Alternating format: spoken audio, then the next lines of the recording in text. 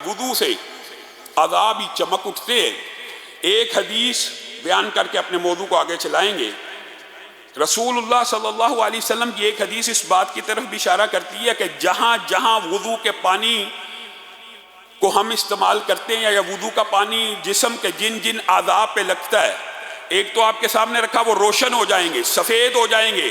رسول اللہ نے کہا تھا میں کالے گھوڑوں میں سے اپنے ان بھائیوں کو، جیسے سفید گھوڑوں کو تم پہچان لیتے ہو، میں اپنی امت کو پہچان لوں گا ان سفید نشانوں کے ذریعے۔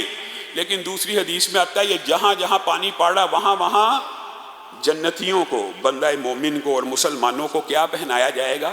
زیور پہنایا جائے گا۔ کس کس جگہ کے اوپر؟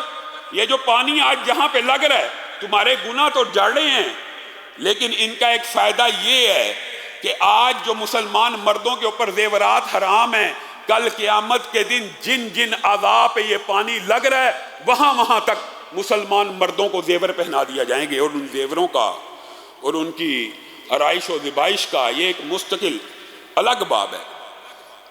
میرے بھائیو، ایک حدیث جو آپ کے سامنے بیان کی ہے، اس حوالے سے بھی بعض لوگوں کے ذہن میں سوالات آ جاتے ہیں، اور امی عائشہ نے یہ بات کہی تھی کہ جس نے یہ کہا رسول اللہ صلی اللہ علیہ وسلم نے اللہ کو دیکھا، اس نے جھوٹ بولا۔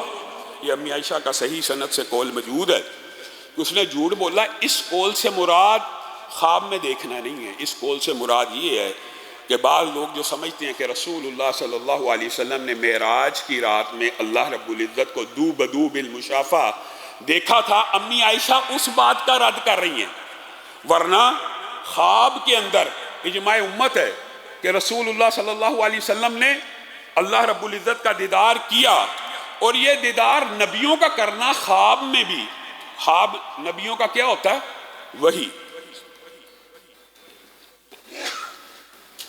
نبیوں کا خواب بھی وحی ہوتا ہے، تو رسول اللہ کا خواب میں دیکھنا اللہ کو وحی ہے، صحیح ہے، درست ہے۔ بعض لوگوں نے کہا کہ امی عائشہ نے قسم کھائی، حالانکہ رسول اللہ نے دیکھا تھا، تو وہ اس دیکھنے کی نفی کی تھی جو معراج کے حوالے سے بعض لوگوں کے ذہن میں آتا ہے۔ میرے بھائیو، آج جو عمل آپ کے سامنے رکھنا ہے، جس عمل کا یہ دباچہ وضو ہے، مقدمہ تمہید وضو تھی، وہ عمل انتہائی اہمیت کا حامل ہے، اور اس عمل کے بغیر کسی انسان کا ایمان کامل مکمل نہیں ہے۔ بلکہ اگر یوں کہہ دیا جائے، اور امام غزالی نے بھی کہا ہے، اور حقیقت بھی یہی بات ہے، ایمان کس چیز کا نام ہے؟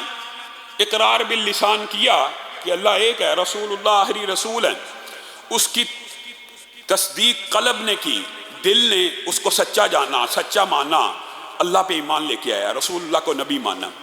کیا ایمان صرف اقرار باللسان اور تصدیق بالقلب کا نام ہے؟ یہ بہت بڑا مغالطہ ہے، یہ بہت بڑا فتنہ ہے، یہ بہت بڑا اشکال ہے کہ بندہ زبان سے کلمہ پڑھ کے مسلمان ہو گیا، ایمان کو قبول کر لیا، اب جو چاہے کرتا رہے، جو مرضی کرتا رہے، اس کے ایمان کو، اس کے اسلام کو کوئی فرق نہیں پڑے گا۔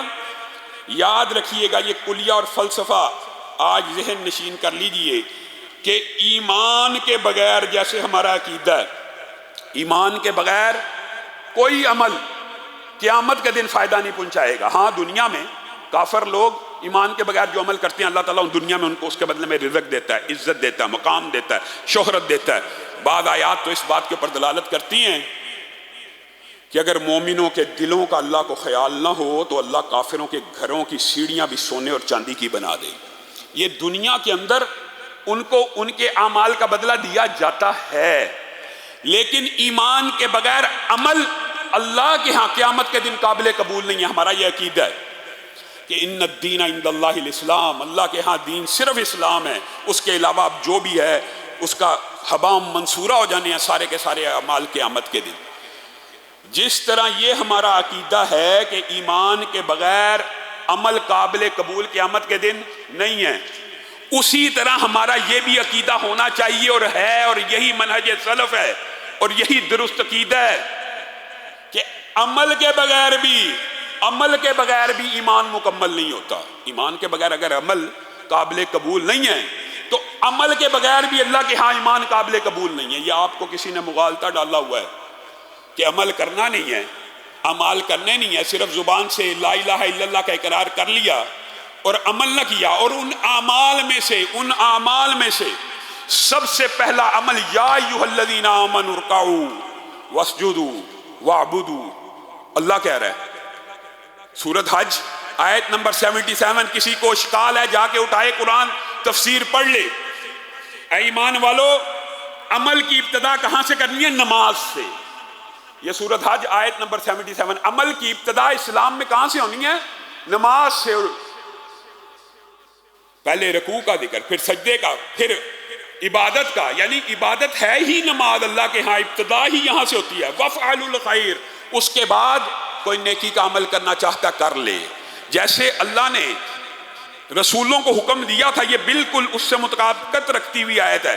یا ایھا الرسل کلوا من الطیبات واعملوا صالحا، پہلے حلال کھاؤ پھر نیک عمل کرو۔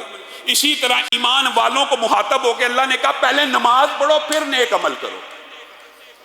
اگر انسان یہ سمجھتا ہے کہ میں نیک عمل کرتا چلا جا رہا ہوں، نماز میں نے پڑھی نہیں، میرا عمل قابل قبول ہے، وہ جاہل ہے۔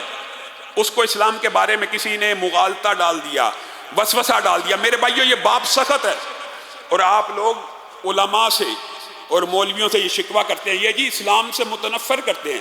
اللہ کی قسم آپ کو اسلام کی دعوت دیتے ہیں، کیونکہ صحابہ کا اس بات کے اوپر اجماع تھا، جو بندہ نماز نہیں پڑھتا وہ اسلام سے خارج ہے۔ کتنی سخت بات ہے سخت، لیکن یہ سخت بات اس لیے کہ آپ پڑھیں، اس لیے نہیں ہے جی اسلام بڑا سخت ہے، اس لیے نہیں بتایا جاتا کہ اسلام بڑا سخت ہے اب پڑھنی ہی نہیں ہے جی، نماز پڑھے بغیر جی بندہ مسلمان نہیں ہوتا، تو میں نے پڑھنی ہی نہیں۔ یہ عجیب رزلٹ لوگ نکالتے ہیں۔ اگر نماز کے بغیر اسلام نہیں ہے تو بھائی نماز پڑھو، اس لیے بتایا جا رہا ہے کہ نماز پڑھو۔ بین العبد والکفر ترک الصلاۃ، رسول اللہ صلی اللہ علیہ وسلم کا فرمان ہے۔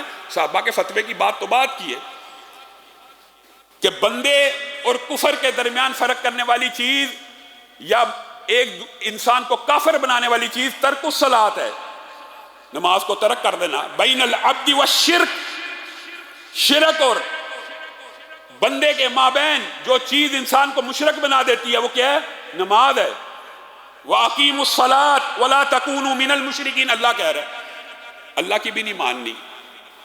فَإِن تَابُوا وَأَقَامُوا الصَّلَاةَ وَآتَوُا الزَّكَاةَ فَإِخْوَانُكُمْ فِي الدِّينِ، قرآن کی آیتیں واضح ہیں۔ ایک تو آپ کہتے ہیں، یہ لوگ سمجھتے ہیں کہ یہ فلسفہ جی مولویوں نے بنایا۔ اللہ کی قسم، مولویوں کو کیا ضرورت ہے بنانے کی؟ اللہ کے رسول کہہ رہے ہیں من ترک الصلاۃ متعمدا فقد کفر۔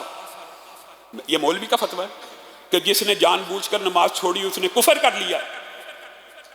یہ مولوی کہہ رہا ہے، اللہ کہہ رہا ہے فَإِن تَابُوا وَأَقَامُوا الصَّلَاةَ وَآتَوُا الزَّكَاةَ فَإِخْوَانُكُمْ فِي الدِّينِ۔ اللہ کہہ رہا ہے کہ اگر وہ توبہ کر لیں، اور توبہ کی شرط کیا رکھی ہے؟ نمازوں کو قائم کر لیں۔ اگر وہ توبہ کریں، اسلام کو قبول کریں، اور اسلام کی قبولیت کا کیا معیار اللہ نے طے کیا ہے؟ اگر وہ نمازوں کو قائم کریں اور زکوٰۃ کو ادا کرنا شروع کر دے تو تمہارے دینی بھائی ہیں۔ اور دوسری آیت میں کیا کہا؟ فَخَلُّوا سَبِيلَهُمْ فَإِن تَابُوا وَأَقَامُوا الصَّلَاةَ وَآتَوُا الزَّكَاةَ، اگر وہ نمازوں کو قائم کر دیں اور زکوٰۃ دینا شروع کر دیں، فَخَلُّوا سَبِيلَهُمْ، ان کا راستہ چھوڑ دو، پھر وہ تمہارے مسلمان بھائی ہیں۔ من ترک الصلاۃ متعمدا فقد کفر، ایک روایت میں تو ہے نا اس نے کفر کیا، اور ایک روایت میں فقد کفر جہارا، اس نے اعلانیہ کفر کر دیا، اس نے اپنے آپ کو علی الاعلان بتلا دیا میں ملت اسلامیہ سے باہر ہوں۔ جس نے نماز کو ترک کیا اس نے اعلان کر دیا کہ میں ملت اسلامیہ کا حصہ نہیں ہوں، میں مسلمان نہیں ہوں۔